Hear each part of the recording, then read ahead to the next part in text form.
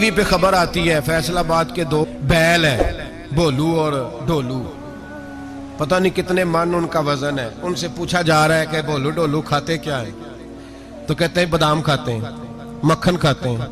یہ جناب پتہ نہیں ان کو دودھ کتنے کلو روز پیتے ہیں، اور بھولو ڈولو بیچارے سے خود نہیں چلا جا رہا. لگ ایسے رہ جیسے وہ خود کہہ رہے ہیں مہربانی کرو ہمیں ذبح کر لو.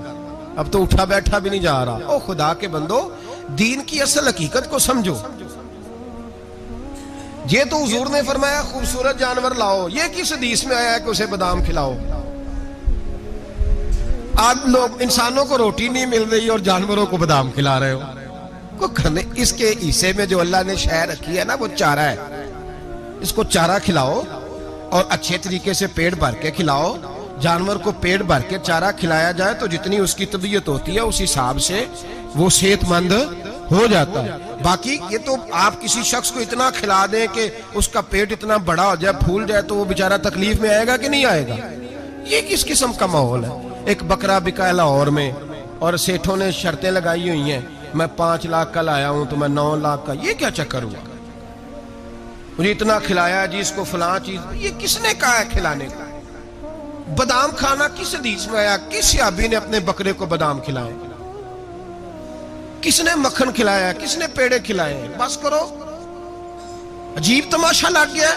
اور یہاں تو اتنی بری حالت ہو گئی ہے کہ عورتیں ناچنے لگی ہیں قربانی کے جانوروں کے آگے، بیبیاں بیچنے لگی ہیں. اللہ کے غضب کو آواز نہ دو.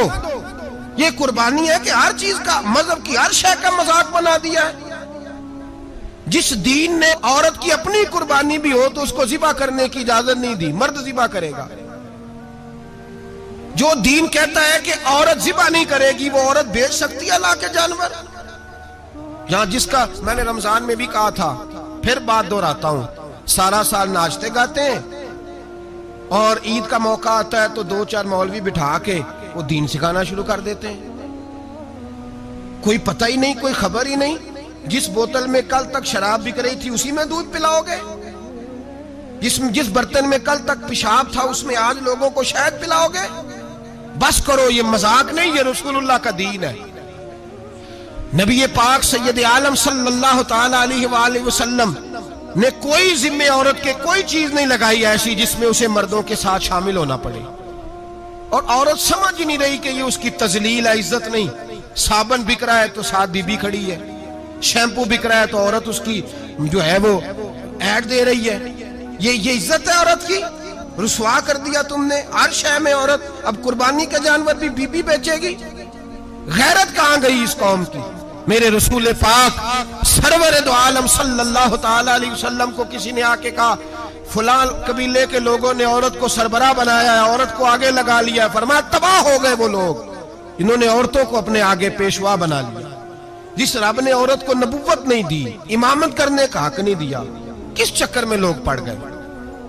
5 لاکھ کا جانور کس لیے لائے ہو؟ 5 لاکھ کا تفاخر کے لیے، دکھانے کے لیے؟ تو اگر 50,000 کا 60,000 کا بھی جانور لاتا تو اچھا آ جاتا. اور 50,000 کا جانور لائے تو 5 لاکھ میں کتنے آتے ہیں؟ بولے تو 10 جانور ذبح ہوں گے تو کتنے غریبوں تک گوشت جائے گا، کتنے گھروں کا بھلا ہوگا. ہر چیز کا چکر الٹا کر دیا گیا ہے. اور یہ صرف حج کے لیے ہوتی تو میرے رسول پاک ہر سال قربانی نہ کرتے. اور میرے نبی پاک قربانی دینے کا حکم. ایک اور بات بڑی لوگ پوچھنے لگے، کہتے جی گائے کی ہوتی ہے، بھینس کی بھی ہوتی ہے کہ نہیں؟ چلو جی اب نئی بات نکل آئی. حدیث پاک میں لفظ آیا اونٹ کا. نبی پاک نے فرمایا بکرا 1 سال کا، گائے 2 سال کی، اونٹ 5 سال کا. حدیث میں لفظ آ گیا اونٹ کا. آپ کو بندہ کہے پہلے بتائیں نر کا کہ مادہ کا، تو میں کدھر سے آپ کو حدیث نکال کے دوں جس میں نر بھی اور مادہ علیحدہ علیحدہ ہو؟ حدیث پاک میں ذکر آ گیا دمبے کا، مینڈے کا. اب باقی جو سارے جاگ رہے ہیں نا، اب غور فرمائیں، باقی ایک بکرا ہے، ایک چھترا ہے، ایک دمبا ہے، ایک دیسی بکرا ہے، ایک پہاڑی بکرا ہے، تو علیحدہ علیحدہ لفظ کہاں سے نکال کے دیے جائیں؟ یہ ساری انواع ہیں، اقسام ہیں، نوع ہیں. اسی طرح بھینس بھی گائے کی ایک قسم ہے. امام اعظم ابو حنیفہ فرماتے ہیں النوع منہ، یہ اس کی ایک قسم ہے، نوع میں سے ہے، گائے کی نوع میں سے ہے. آپ عام لفظ بولتے ہیں تو کہتے ہیں بکرا چترا گائے بھینس، عام لفظ ہے نا.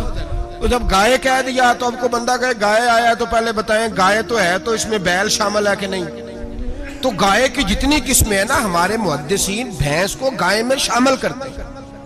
بھینس گائے کی ایک قسم ہے. تو نبی پاک صلی اللہ علیہ وسلم نے جب گائے کا لفظ استعمال کیا تو بھینس اس کے اندر آ گئی. تو اگر گائے کی قربانی جائز ہے تو بھینس کی قربانی بھی جائز ہے. اگر بیل کی قربانی جائز ہے تو کٹے کی قربانی بھی 100% جائز ہے. اس کے اندر 7 حصے ڈالے جائیں گے، اسے قربان کیا جائے گا، یہ جائز ہے. اگر آپ صریح لفظ نکال کے دکھانے کو کہیں گے تو پھر تو بڑی چیزوں میں لوگ الجھ جائیں گے. پھر کیسے نکالا جائے گا خسی کی جائز ہے کہ نہیں، جو خسی نہیں اس کی جائز ہے کہ نہیں، فلاں کی. تو ان تفصیلات، ہاں بہت ساری چیزوں کی تفصیلات حدیث میں ہیں لیکن ساری چیزوں کی موجود نہیں. اس لیے میرے عزیز یاد رکھیں، بھینس کی قربانی بھی ہوگی، گائے کی بھی ہوگی، بیل کی بھی ہوگی، کٹے کی بھی ہوگی. جن کی نہیں ان کی نہیں. ہم نے کبھی کہا ہرن کی قربانی بھی ہوگی یا مرغی کی قربانی بھی ہوگی. تو حدیث مبارکہ کے اندر جو چیزیں موجود ہیں ان کی جتنی اقسام ہیں ان سب کی قربانی کرنا ہاں جائز ہے. اور میرے نبی پاک صلی اللہ علیہ وسلم نے فرمایا جانور خوبصورت ہو، لنگڑا نہ ہو، کانا نہ ہو، زخمی نہ ہو، خوبصورت جانور لاؤ، اس کو لا کے ذبح کرو. لوگ کہتے ہیں چلو اتنے پیسے اللہ کے راستے میں دے دیں تو یہ کافی نہیں کافی. مسلم شریف میں، بخاری شریف میں میرے نبی پاک سید عالم صلی اللہ تعالی علیہ وسلم نے فرمایا 10 ذی الحج کو اللہ کی نظر میں ابن آدم کا سب سے پسندیدہ عمل. لیکن نا 10 ذی الحج کو، کل 10 ذی الحج ہے تو بڑے کام ہوں گے. فجر کی نماز بھی ہوگی، تکبیرات تشریق بھی پڑھی جائیں گی. آج فجر سے شروع ہو گئی نا، 9 کی فجر سے لے کر 13 کی عصر تک تکبیرات تشریق پڑھی جائیں گی. اللہ اکبر، اللہ اکبر، لا الہ الا اللہ واللہ اکبر، اللہ اکبر وللہ الحمد، اللہ اکبر، اللہ اکبر، لا الہ الا اللہ واللہ اکبر، اللہ اکبر وللہ الحمد، اللہ اکبر، اللہ اکبر، لا الہ الا اللہ واللہ اکبر، اللہ اکبر وللہ الحمد. کوشش کریں جب بھی پڑھیں 3 بار پڑھیں. تکبیرات تشریق بھی پڑھی جائیں گی. فجر کی نماز بھی کل ہوگی، عید کی نماز بھی ہوگی. لوگ اور بھی کوئی ذکر اذکار کریں گے. لیکن میرے نبی پاک صلی اللہ علیہ وسلم نے فرمایا 10 ذی الحج کو اللہ کو اپنے بندے کا جو کام سب سے زیادہ پسند ہے وہ یہ ہے کہ وہ اللہ کے راستے میں جانور کا خون بہائے. حالانکہ نمازیں بھی ہیں، اذکار بھی ہیں، تکبیرات بھی ہیں، سارا کچھ ہے، پر اللہ کو سب سے زیادہ کیا پسند ہے؟ جانور کو قربان کرنا. یہ اللہ کو بڑے خوبصورت لفظ نبی پاک علیہ السلام نے فرمایا قربانی کا جانور قیامت کے دن اپنے سینگوں اور کھروں سمیت آئے گا، اور جس نے قربانی کی ہوگی اس کی بخشش کروا کے اسے جنت میں لے کر جائے گا. تو فرمایا ابن آدم کا سب سے پسندیدہ عمل یہ، سب سے پسندیدہ، کہ وہ 10 ذی الحج کو قربانی کریں، کوشش کریں خود ذبح کریں اپنا جانور. یہ حضور کی سنت ہے. یہ نہ ہو سکے تو نبی پاک صلی اللہ علیہ وسلم نے اپنے ہاتھوں سے ذبح کرنے لگے حضرت فاطمہ کا جانور. تو فرمایا فاطمہ ادھر آ کے اس کے پاس کھڑی ہو جاؤ، میں تمہارا جانور ذبح کرنے لگا ہوں. اپنے جانور کے پاس کھڑے ہوں. میرے جو بھائی ذبح کرنے کا کام کرتے ہیں نا، قصاب ہم کہتے ہیں، سارے قصاب نہیں ہوتے، بہت سارے لوگ یہ سعادت حاصل کرتے ہیں اور بڑی نیکی کا کام کرتے ہیں. اللہ انہیں بڑی بہترین جزا عطا فرمائے گا، بڑا خیر کا کام کرتے ہیں. لیکن چونکہ رش ہوتا ہے ایسے لوگوں کے پاس، تھوڑی جلدی بھی ہوتی ہے. پہلی تو کوشش کریں تکبیر خود ڈالیں، یہ نہیں ہو سکتا تو قریب کھڑے ہوں. ہمارے ہاں ایک رواج یہ بھی ہے کہ 2 بندے ہاتھ رکھتے ہیں. ذبح وہ کر رہا ہوتا ہے تو جس کی قربانی ہوتی ہے اس کو کہتے ہیں تو بھی ساتھ ہاتھ رکھ. ہوتا ہے نا جی بہت ساری جگہوں. اب حکم یہ ہے شریعت اسلامیہ کا کہ جب جانور ذبح کریں گے تو پڑھیں گے بسم اللہ اللہ، بسم اللہ اللہ. ہاں نبی پاک صلی اللہ علیہ وسلم نے لمبی دعا پڑھی، صحابہ بھی لمبی دعا، انی وجہت وجہی للذی فطر السماوات والارض حنیفا وما انا من المشرکین، یہ بھی پڑھا. اور پھر میرے رسول پاک صلی اللہ علیہ وسلم نے یہ بھی کہا کہ اللہ میری طرف سے قبول فرما، میری امت، میری اہل بیت کی طرف سے قبول فرما.